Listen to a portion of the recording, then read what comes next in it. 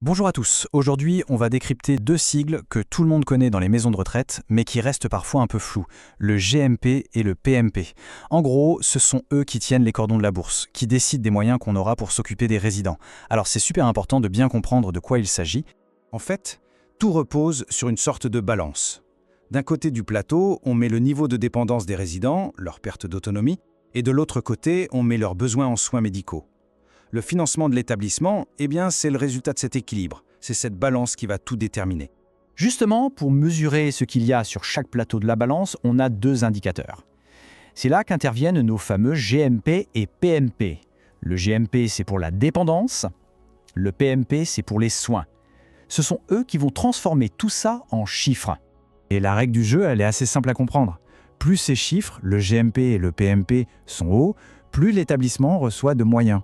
Ça veut dire plus de budget et donc potentiellement plus de personnel pour prendre soin des résidents. C'est vraiment la clé de voûte de tout le système. Ok, alors plongeons dans le détail. On va commencer par le premier, le GMP. Lui, son job, c'est de mesurer l'autonomie, ou plutôt la perte d'autonomie des résidents. GMP, ça veut dire GIR moyen pondéré. C'est un score, un chiffre unique, qui va donner une photo du niveau de dépendance globale de tous les résidents d'une maison de retraite. Et pour arriver à ce chiffre, les équipes sur le terrain utilisent un outil bien connu, la fameuse grille Agir. Et cette grille Agir, elle regarde quoi exactement ? Eh bien, des choses très concrètes. Des gestes du quotidien que les soignants connaissent par cœur. On parle de la capacité d'une personne à faire sa toilette, à s'habiller, à manger toute seule, ou encore à gérer sa continence. C'est vraiment le b.a.-ba de l'autonomie. Voilà pour le GMP. Maintenant, passons sur l'autre plateau d'entrebalance, le PMP. Là, on change complètement de registre. On ne parle plus d'autonomie, on parle de la charge en soins. PMP pour pathos moyen pondéré. Comme son nom l'indique, ça mesure la pathologie moyenne des résidents. En d'autres termes, ça quantifie la charge de travail en soins, tout ce qui est médical et technique, lié aux maladies et au traitement des personnes accueillies. Et pour calculer ça, on utilise une autre grille, la grille Pathos. Et là, attention, c'est du lourd. Cette grille, elle prend en compte pas moins de 50 états pathologiques différents pour évaluer les besoins en soins de chaque résident. 50. Ça donne une idée de la complexité du truc et du niveau de détail qu'on est censé atteindre. Donc, pour résumer, si on met les deux côte à côte, c'est très clair. D'un côté, le GMP, ça mesure la dépendance. Ça utilise la grille Agir et ça finance ce qu'on appelle le forfait dépendance. PMP, ça évalue les besoins en soins. Ça utilise la grille Pathos et ça finance le forfait soins. C'est vraiment deux mondes, deux outils et au final deux lignes budgétaires bien séparées.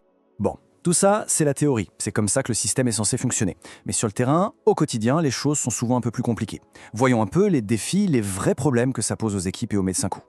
En fait, il y a trois gros points noirs qui remontent souvent. Le premier, c'est les délais. Les scores sont calculés, mais pour être validés, ça prend une éternité parce qu'il n'y a pas assez de médecins valideurs dans les agences régionales. Deuxième souci, ce qu'on appelle le lissage. C'est une tendance à ramener tous les PMP vers une espèce de moyenne, sans forcément tenir compte des spécificités. Et enfin, le nerf de la guerre, la formation. C'est un vrai problème. Et sur ce point de la formation, le constat est assez unanime.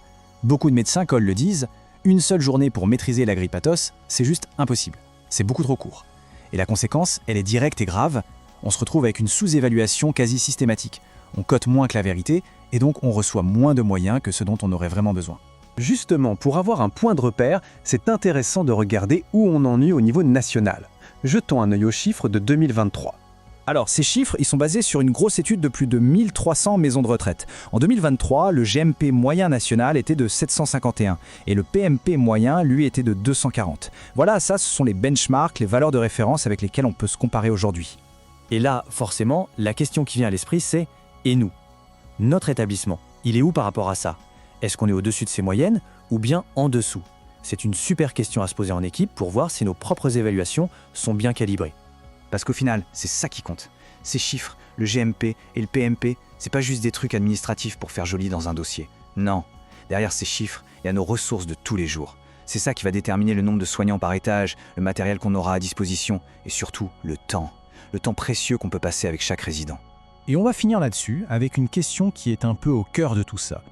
Est-ce que ce système, avec ses chiffres, ses grilles, ses moyennes, est-ce qu'il arrive vraiment à rendre compte de toute la complexité, de toute la richesse, mais aussi de toute la difficulté du travail de soignant au quotidien? La question est posée. Merci beaucoup pour votre écoute.